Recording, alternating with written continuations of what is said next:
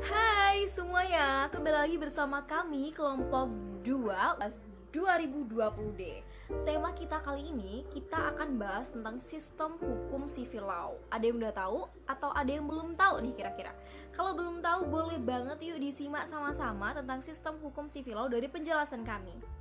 Cek kira. Oke, pertama-tama kita akan membahas tentang sejarah sistem hukum civil law.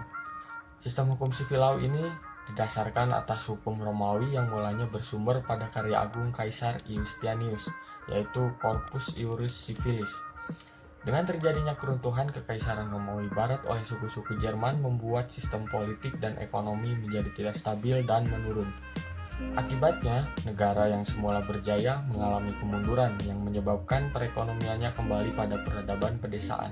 Kaisar Iustianius dengan tekadnya untuk merebut kembali Kekaisaran Romawi Barat membuat sebuah tulisan dengan tujuan membuat Romawi sebagai sejarah besar di masa mendatang.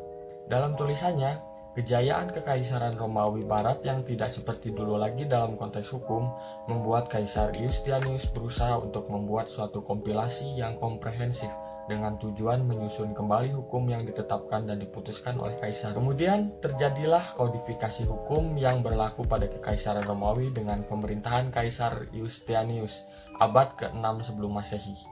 Peraturan hukumnya berupa kumpulan dari berbagai kaidah hukum yang ada pada masa pemerintahan Kaisar Iustianius yang dikenal dengan Corpus Juris Civilis.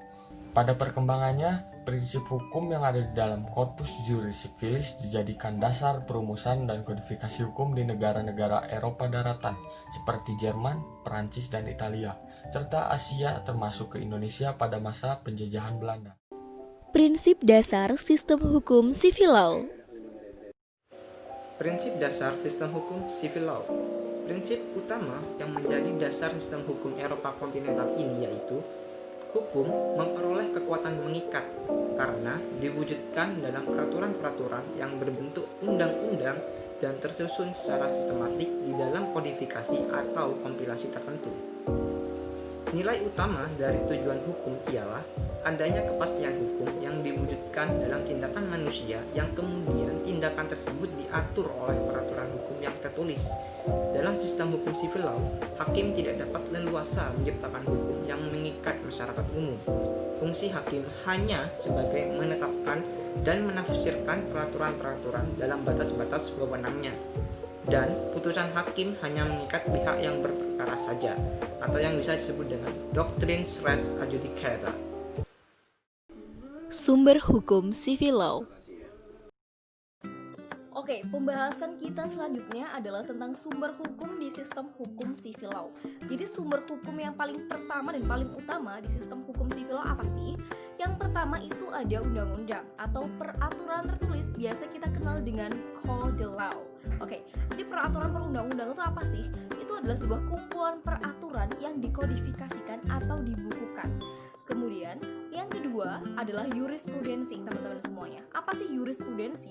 Jurisprudensi adalah putusan hakim. Digunakan ketika kapan si jurisprudensi tersebut? Digunakan ketika di dalam suatu undang-undang itu tidak membahas, tidak mengatur secara detail. Oleh karena itu hakim membuat sebuah putusan baru yang digunakan sebagai sebuah kepastian hukum. Kemudian yang ketiga adalah kebiasaan atau hukum adat. Tujuan hukum di sistem hukum civil law. Tujuan dari hukum civil law ialah adanya kepastian hukum yang diwujudkan dalam tindakan manusia yang kemudian tindakan tersebut diatur oleh peraturan-peraturan hukum yang tertulis. Karakteristik sistem hukum civil law.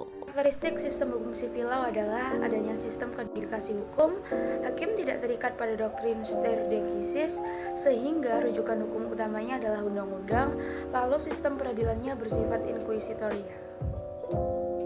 pembagian hukum sistem hukum civil law. Sistem civil law, hukum dibagi menjadi dua. Yang pertama, hukum publik, dan yang kedua, hukum privat.